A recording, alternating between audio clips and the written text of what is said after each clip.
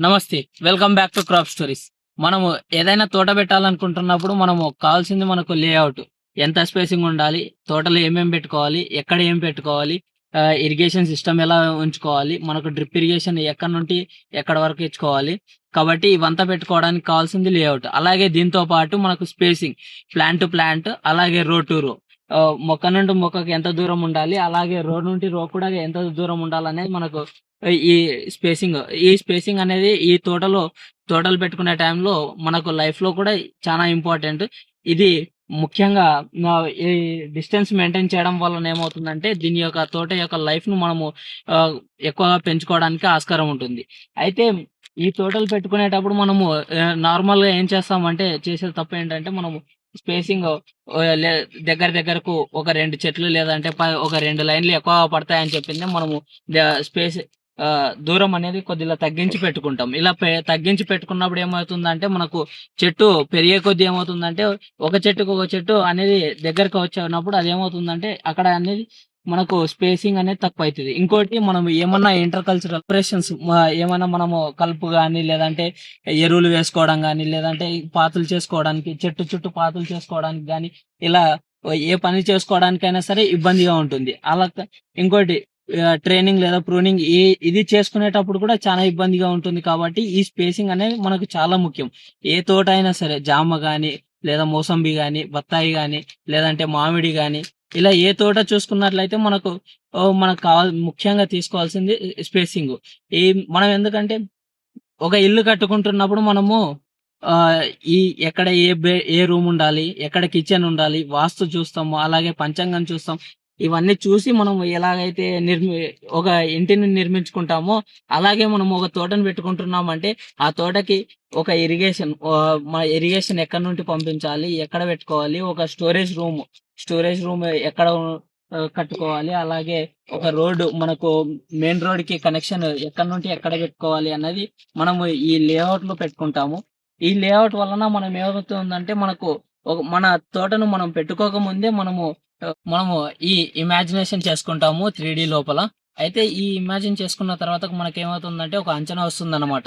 ఈ ఇన్ని ఎకరాలలో ఇన్ని చెట్లు పడతాయి, ఇన్ని పెట్టుకోవచ్చు అనే ఒక అంచనా అనేది మనకు ఒక క్లారిటీ అనేది రావడం జరుగుతుంది.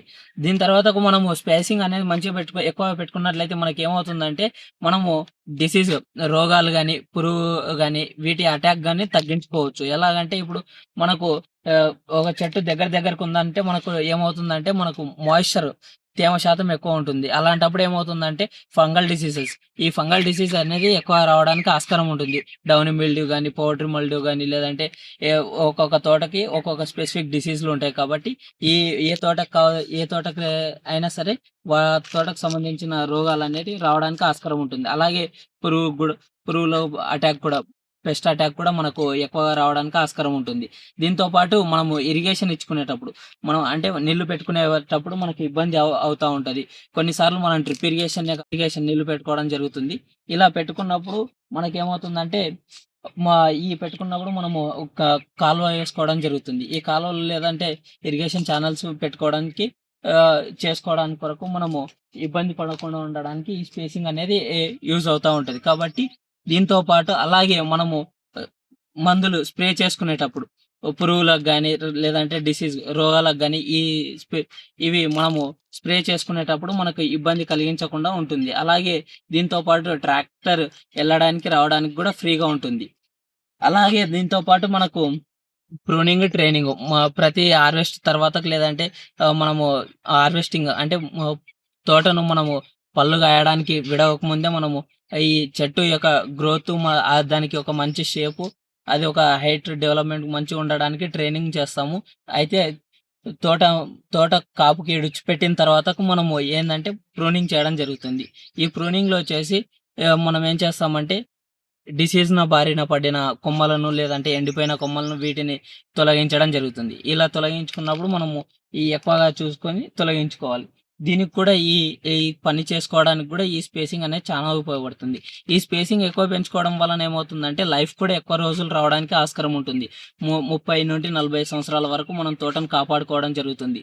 కాబట్టి ఈ స్పేసింగ్ అనేది మెయిన్ రోల్ ప్లే చేయడం జరుగుతుంది. మనకు ఈ తోటలు పెట్టుకోవడంలో. అలాగే దీంతో పాటుకు మనకి తోట చుట్టూ మనము చెట్లు నాటుకోవడం జరగాలి. ఎందుకంటే ఈ చెట్ల వల్లనే ఈ పెద్ద పెద్ద చెట్లు నాటుకోవడం వలన ఏమవుతుందంటే మనకు అప్పుడు ఈ పెద్ద పెద్ద గాలులు వీచినప్పుడు ఆ చెట్ల గాలి వచ్చే వేగమైన గాలిని మనకు ఈ పెద్ద చెట్లు అనేది తోట చుట్టూ ఉన్న చెట్లు అనేది ఈ గాలి యొక్క స్పీడ్‌ని తగ్గిస్తాయి. ఈ స్పీడ్‌ని తగ్గించినప్పుడు ఏమవుతుందంటే మన తోట మీద ఎఫెక్ట్ పడవు. ఆ తోట మీద ఎఫెక్ట్ పడనప్పుడు మనకు చెట్లనేది విరిగిపడవు.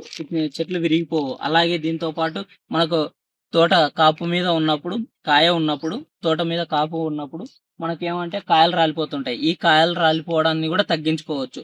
కాబట్టి ఇది ఏమవుతుందంటే ఇది ఒక ప్రొటెక్షన్ మార్గంగా అంటే కాపాడుకోవడానికి ఒక మంచి మార్గంగా చెప్పుకోవచ్చు.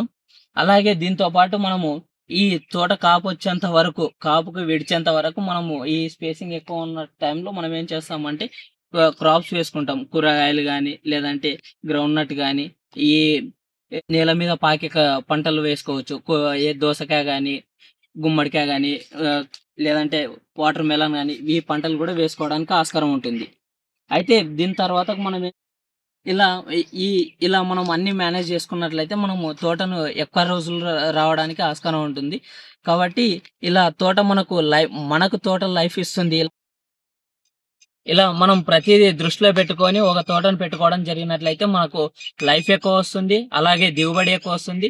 మళ్ళీ అలాగే తోట పురుగున లేదంటే రోగాల బారిన పడడం కూడా తక్కువగా ఉంటుంది. ఇలా చేసుకున్నట్లయితే మనం పెట్టుబడి కూడా కొద్దిగా తగ్గించుకోవడానికి ఆస్కారం ఉంటుంది. కాబట్టి మనము ప్రతిదీ దృష్టిలో పెట్టుకొని ఈ తోటను పెట్టుకునే ముందు ఈ లేఅవుట్ కానీ, మొక్క నుండి మొక్కకు దూరం కానీ ప్రతిదీ చూసుకొని పెట్టుకున్నట్లయితే మనకు అన్ని విధాలుగా మనకు అనుకూలంగా లాభసాటిగా మనం వ్యవసాయం చేసుకోవచ్చు. మరింత ఇలాంటి ఇన్ఫర్మేషన్ కొరకు మా ఛానల్‌ని సబ్స్క్రైబ్ చేసుకోండి. జై హింద్, జై భారత్.